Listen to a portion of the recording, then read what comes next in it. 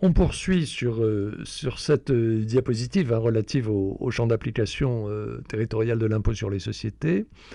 Le problème de l'application du principe que je viens de rappeler, les bénéfices passifs de l'impôt sur les sociétés sont déterminés en tenant compte uniquement des bénéfices réalisés dans les entreprises exploitées en France, c'est donc qu'il va falloir localiser l'exploitation économique d'une entreprise qui doit être soumise à l'impôt sur les sociétés, d'une personne morale qui doit être soumise à l'impôt sur les sociétés. Et donc imposer les seuls résultats de cette activité économique, de cette exploitation économique, les entreprises exploitées en France. Alors on comprend dès lors que la question du rattachement d'une société au territoire fiscal français va être centrale et obliger le fisc à recourir à plusieurs critères. Alors d'abord le critère le plus simple, qu'on a déjà évoqué, mais j'y reviens, c'est celui de ce qu'on appelle la domiciliation fiscale. Alors de ce point de vue, la domiciliation fiscale en France des sociétés va reposer sur un critère juridique, va d'abord reposer sur un critère juridique constitué par le siège social de la personne morale, c'est-à-dire l'adresse physique déterminée par les statuts ou modifiée par les statuts, par l'Assemblée générale des actionnaires, des associés, etc. Des adhérents, s'il s'agit par exemple d'une association. Donc la domiciliation fiscale, on la détermine d'abord et simplement par un critère juridique qui est celui du siège social.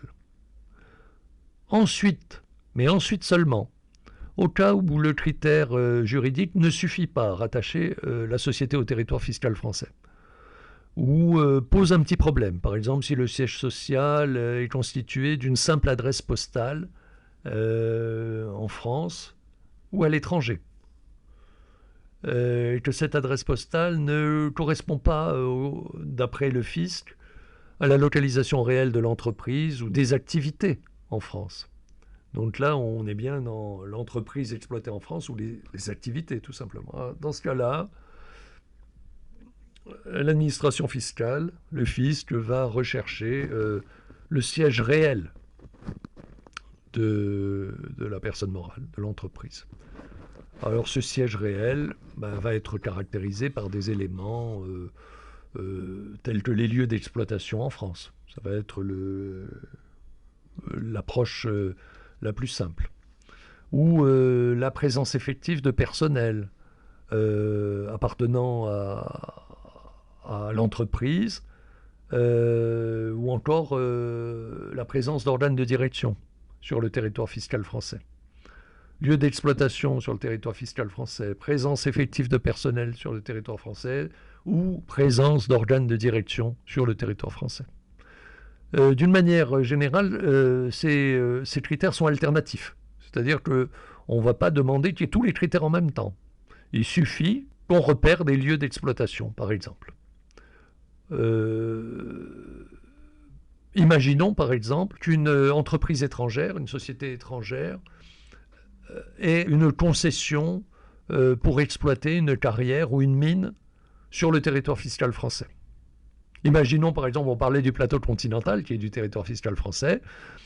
Bien, imaginons qu'une compagnie pétrolière américaine, par exemple, obtienne, la compagnie est totalement américaine, les personnels sont américains, le statut est... Bon, ok, pas de problème.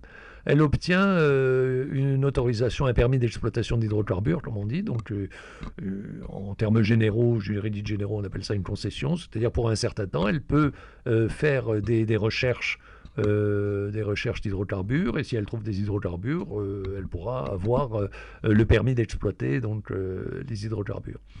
Dans ce cas-là, eh bien, les lieux d'exploitation seront en France. Et pour la partie des hydrocarbures et du bénéfice réalisé en France grâce aux hydrocarbures trouvés en France, eh bien, la société devra payer des impôts. Même débat, si vous voulez, avec, par exemple, Google ou Facebook, enfin les fameux GAFA, hein, ou GAFAM même, Google, Apple, Facebook, Amazon, Microsoft, mais d'autres sociétés encore. Hein. Eh bien, si d'une manière ou d'une autre le fisc arrive à prouver qu'elles ont des lieux d'exploitation en France, eh bien à ce moment-là, on pourra fiscaliser. Encore faudra-t-il trouver et prouver combien elles font de bénéfices en France pour pouvoir imposer, mais d'abord les lieux d'exploitation, si possible la présence effective de personnel, et si possible des organes de direction, mais chaque aspect est alternatif. C'est ou des lieux d'exploitation, ou la présence de personnel, ou des organes de direction en France. Et à ce moment-là, on va pouvoir imposer ces sociétés. Alors, ça, c'est siège social, siège réel, je dirais, c'est pas le plus facile, mais déjà, le siège réel, ça nécessite une petite investigation, mais en fait, les entreprises, la plupart des entreprises ne se cachent pas, donc il n'y a pas de souci. Mais dans l'hypothèse où une société n'a ni siège social, ni siège réel en France, l'administration fiscale va recourir à d'autres critères matériels. Là, on a quitté le domaine juridique. On était dans le domaine juridique tant qu'on parlait de siège social et éventuellement siège réel. Donc, on détermine d'autorité. Hein, les services fiscaux ont cette autorité-là. En cas de doute, ils assignent une adresse à un contribuable. Parce qu'ils ne vont pas se laisser balader. Oh, mais non, la boîte postale, c'était fermé, je n'ai pas retiré. Non, non. Hop, une adresse physique. Éventuellement, l'entreprise nommera un représentant local, etc. Mais donc ça, on est encore dans du juridique. Mais vous voyez que discrètement et tout doucement, on glisse sur autre chose. Donc dans l'hypothèse où une société, comme je l'indique, n'a pas de siège social en France, et on n'arrive pas à trouver un siège réel en France, l'administration fiscale va recourir à d'autres critères, comme je l'indiquais, qui sont matériels pour tenter de rattacher la société au territoire national, s'il y a lieu, hein, je veux dire, on ne va pas prendre non plus des sociétés qui n'ont rien à voir pour les racketter, hein. C'est pas ça le truc. Mais on va chercher des critères matériels pour rattacher la société malgré tout au territoire national et pour pouvoir imposer ses bénéfices en France. Et on va, à ce moment-là, on se rapproche tout doucement hein, d'autres problèmes qu'on n'a pas évoqués, hein, qui sont des problèmes de fiscalité internationale. Mais le fisc, dans ce cas-là, va chercher à mettre en évidence une activité à but lucratif pratiquée habituellement par telle ou telle société en France. Telle ou telle société qui n'a pas son siège en France. Donc vous vous souvenez, je reviens à la définition, la fiscalité, le principe de territorialité, pardon, de l'impôt sur les sociétés, c'est que les bénéfices passibles, et ça c'est dans le Code général des impôts, les bénéfices passibles de l'impôt sur les sociétés sont déterminés en tenant compte uniquement des bénéfices réalisés dans les entreprises exploitées en France. Et là, on va se servir encore plus que dans le siège réel de la notion d'entreprise exploitée en France, entreprise non plus du tout, et non pas du tout d'ailleurs au sens juridique, puisqu'on a vu qu'on n'avait pas de définition d'entreprise, mais au sens de structure, mais au sens d'activité. Vous entreprenez quelque chose. Je fais telle ou telle activité. Et là, on va retrouver ça. Le fisc va chercher à mettre en évidence l'activité à but lucratif pratiquée habituellement par la société en France. Alors sans développer hein, ces critères alternatifs, puisque là on confine maintenant à la fiscalité internationale, etc., mais sans développer ces critères alternatifs au siège social et au siège réel, je voudrais quand même vous donner, par parenthèse, hein, simplement, quelques indications qui ne feront pas, bien sûr, l'objet de contrôle, hein, mais simplement pour votre culture générale en matière fiscale. Les services fiscaux vont utiliser d'abord ce qu'ils appellent la notion d'établissement. Que la jurisprudence fiscale, parce que naturellement là il n'y a aucun texte hein, pour vous dire qu'est-ce que c'est une entreprise exploitée en France, il n'y a que de la jurisprudence. Il n'y a rien de plus dans le Code général des impôts pour savoir ce que c'est une entreprise exploitée en France. Là on va se servir avec la jurisprudence, les services fiscaux pardon, vont se servir de la notion d'établissement qui est définie par cette jurisprudence fiscale comme une installation permanente ayant sur le territoire français une autonomie propre.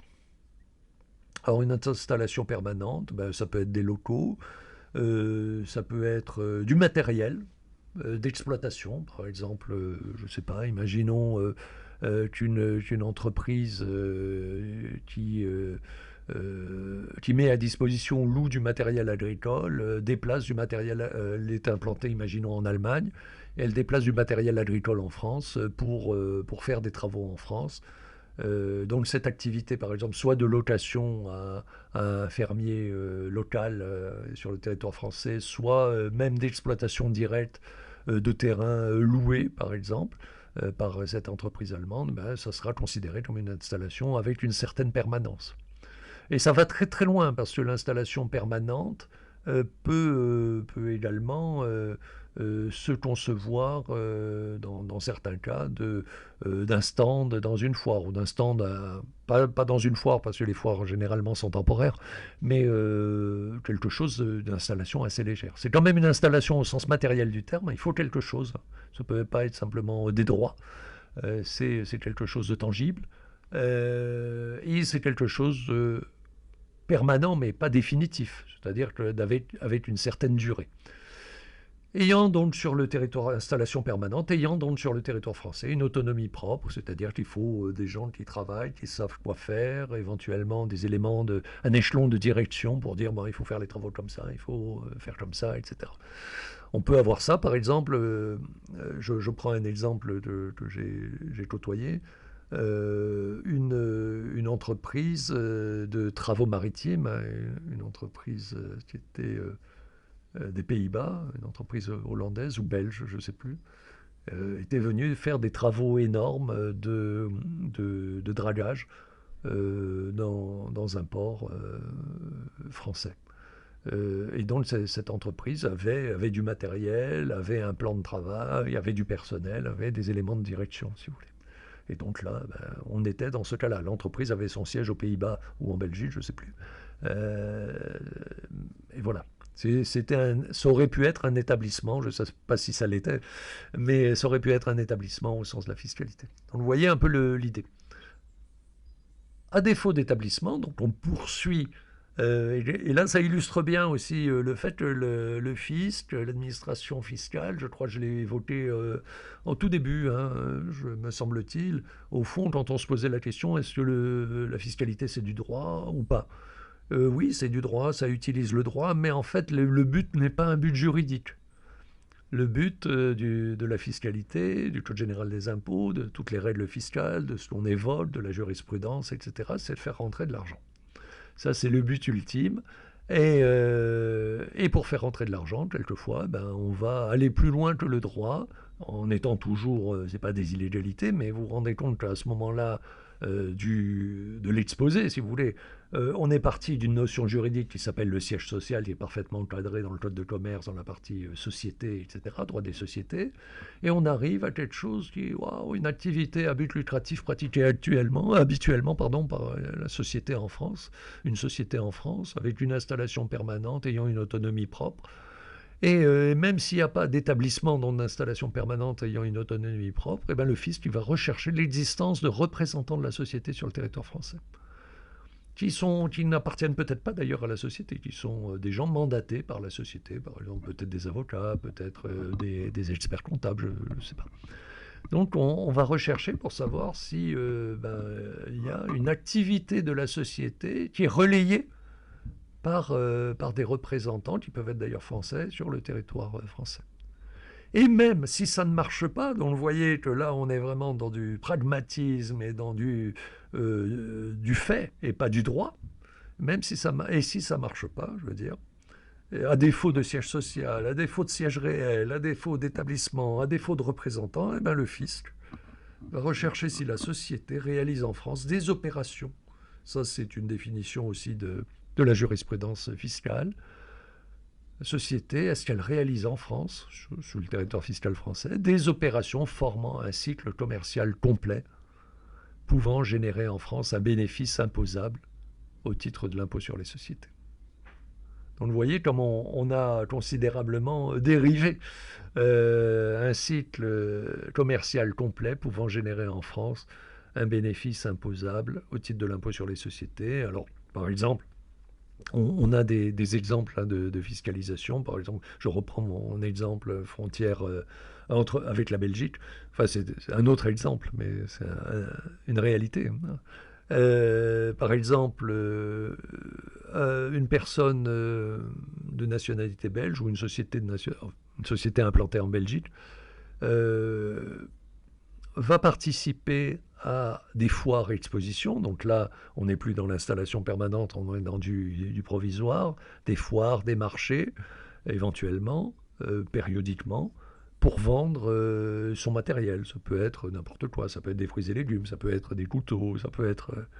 Et là, on aura affaire à un cycle commercial complet. La personne morale, ça peut être aussi une personne physique, mais la personne morale va envoyer quelqu'un vendre des choses en France, récupérer donc de l'argent, et donc il y aura un bénéfice. Et ce bénéfice-là devra être imposé au titre de l'impôt sur les sociétés s'il s'agit d'une société.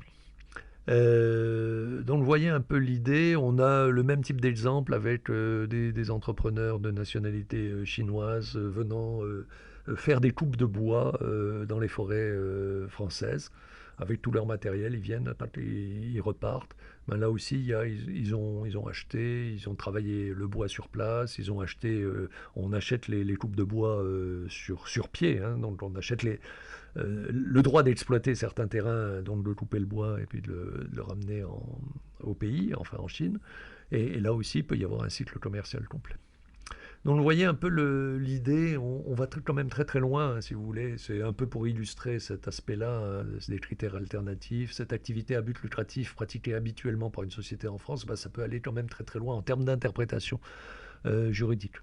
Donc le fisc, comme vous le voyez, agit de façon très pragmatique en vue d'établir l'existence d'une exploitation lucrative en France et en vue de soumettre cette exploitation à l'impôt. Il y a quand même quelques exceptions à ce principe de territorialité de l'impôt sur les sociétés. On ne va pas les traiter parce que elles peuvent vous concerner un jour. Sachez qu'elles existent.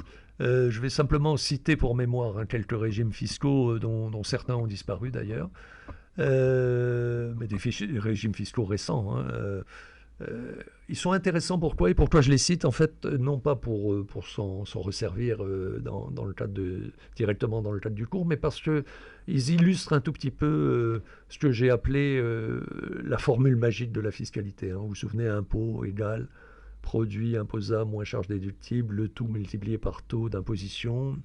Et bien d'une certaine manière, certains de ces régimes fiscaux illustrent cette formule. Alors en deux mots, on a eu des régimes fiscaux qui ont été favorables aux sociétés. Hein.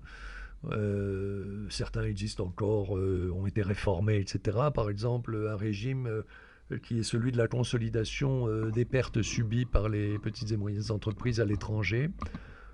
L'idée, c'était de favoriser, l'idée politique, hein, de politique économique, c'était de favoriser l'implantation ou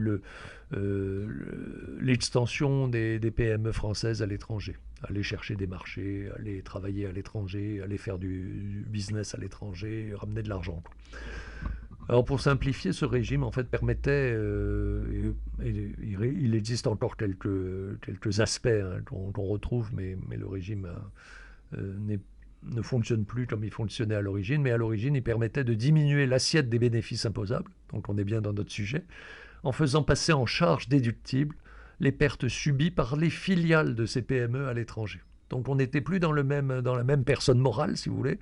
Une PME numéro 1 qui a son siège en France, crée une PME numéro 2 qui a son siège, par exemple, je ne sais pas, en Inde ou en Italie ou que sais-je. Okay. La PME numéro 2 a pour but de chercher par exemple d'explorer des marchés, donc elle n'est pas forcément rentable, il y a du personnel qu'on doit payer mais le chiffre d'affaires ne rentre pas. Et ben, les pertes subies par cette PME numéro 2 qui est à l'étranger, qui dépend totalement ou quasiment totalement de la PME numéro 1 qui est en France, et ben, les pertes subies pourraient être réintégrées, présentées en charge déductible par la société numéro 1. Vous voyez un peu l'idée. Après, il y a la question de fiscalité internationale. Où est-ce que la société numéro 2 paye des impôts? Mais enfin, si elle est déficitaire dans tous les pays du monde, une société déficitaire ne paye pas d'impôts, en gros. Hein. Ça, c'est un premier régime fiscal favorable. Il y a un deuxième régime qui a disparu, qui s'appelait le régime du bénéfice mondial. Alors lui, il était taillé pour 6 ou 7 grandes multinationales françaises, Total, Vivendi, etc. Et puis, il a été supprimé, je crois, en 2011. Au fond, parce que ces sociétés ont dit, bah, ça ne nous intéresse plus tellement. Je vais vous dire pourquoi. Parce que très schématiquement, ce régime permettait à des multinationales françaises de globaliser tous leurs produits et toutes leurs charges mondiales, donc société mère et société filiale, un peu dans l'esprit que je viens d'évoquer pour les PME, mais là c'était à un niveau énorme, et en particulier de déduire les charges et impôts payés à l'étranger des bénéfices réalisés en France.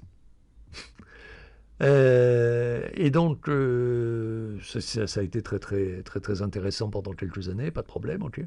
Puis en 2011, le régime a été supprimé. En fait, ce qui a été un peu curieux et extraordinaire, c'est qu'en 2011, le régime a été supprimé parce que, en fait, les dites entreprises, il y en avait très peu, hein, une demi-douzaine, ne faisaient plus de bénéfices en France. Donc elles n'avaient plus besoin de déduire les charges et impôts qu'elles avaient payés à l'étranger. Donc voilà un peu l'idée de base. Puis il y a un troisième régime qui, lui, n'est pas favorable. Alors les deux premiers régimes que j'ai évoqués, régimes fiscaux, étaient favorables aux sociétés. Un troisième régime, lui, n'est pas favorable aux sociétés. Et il existe toujours, et toujours d'actualité. C'est un régime visant à casser en quelque sorte le jeu que pourraient mener certaines sociétés françaises avec des sociétés offshore, des sociétés installées dans des paradis fiscaux, notamment au niveau des banques. Et donc il s'agit en particulier dans ce cas-là de réintégrer dans les produits imposables, on ne parle plus d'augmenter les charges, hein. C'est pour ça que je dis c'est intéressant quand même pour illustrer la formule magique, c'est que là on travaille entre guillemets maintenant sur les produits imposables en France et non plus sur les charges déductibles. Et ben, ces régimes fiscaux permettent de réintégrer dans les produits imposables des produits réalisés par les sociétés françaises, enfin dont le siège social est en France, dans les paradis fiscaux. Par exemple, des plus-values à l'occasion d'opérations d'achat, de vente sur des marchés étrangers, etc. Et parallèlement, donc, deuxième manette, hein, vous vous souvenez de la formule magique, on refuse de considérer comme charge déductible des sommes payées par des sociétés établies en France. Imaginons une banque, par exemple, à destination de bénéficiaires établis dans des paradis fiscaux. Imaginons que j'ai fait réaliser, je suis une banque française, j'ai fait réaliser, je sais pas, des opérations par des opérateurs qui sont établis dans des paradis fiscaux, et donc les opérateurs ont droit à une forme de rémunération. Ben, ces rémunérations ne peuvent pas être considérées comme des charges déductibles dès lors qu'elles sont versées dans des paradis fiscaux. Vous voyez un peu où on retrouve finalement les principes fondamentaux de la fiscalité, et notamment cette formule magique, et où on retrouve des exceptions au principe de territorialité, hein, c'est-à-dire là aussi on va faire du pragmatisme, hein, en matière de fiscalité, c'est-à-dire tant que l'argent rentre, on n'est pas trop regardant, et puis bon, quand il commence à y avoir des fuites dans le système, on serre la vis. Et puis on met de côté, on met au placard le principe que j'évoquais par exemple à l'instant pour les sociétés. Vous vous souvenez, je le redis parce qu'il est important, mais là on vient de voir qu'on avait sacrifié à l'instant ce principe. Les bénéfices passifs de l'impôt sur les sociétés sont déterminés en tenant compte uniquement des bénéfices réalisés dans les entreprises exploitées en France. Et ben là, on va faire remonter des produits qui viennent de l'étranger parce que c'est des paradis fiscaux et on va refuser de prendre en compte des charges qui sont réalisées en France, mais à destination ou pour payer des gens, par exemple, ou des activités dans des paradis fiscaux. Voilà.